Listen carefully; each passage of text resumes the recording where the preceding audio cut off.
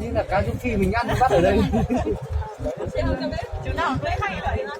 Đây nuôi được cá rô phi em nuôi.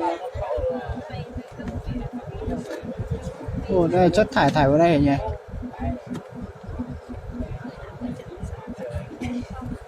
Thầy nói rằng là khi mà mình đến hai cái hồ này thì các bạn để ý bên cái hồ bên tay trái của bạn ấy thì là nó nông hơn so với cái hồ bên tay phải. Đêm xì ấy. Hồ này đêm xì. Chưa biển chết rồi. Muối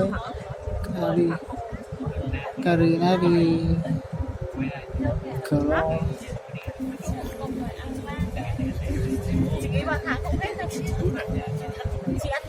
nhìn lại vào cái núi kia cũng thất thất à.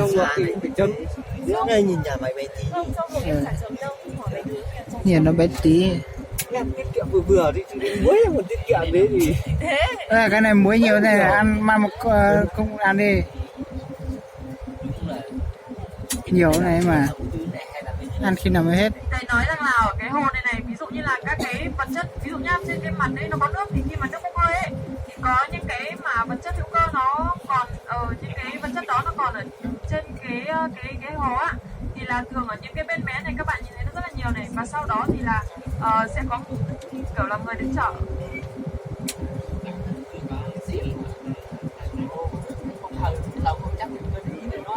Các bạn nhìn thấy hai bên hồ ấy có cái giống kiểu có cái thuyền, có cái tàu ở bên giữa cái kìa, và là sẽ lấy những cái sản phẩm đó cho vào cái mé bên này, vào cái mé để lấy dễ nhất ạ.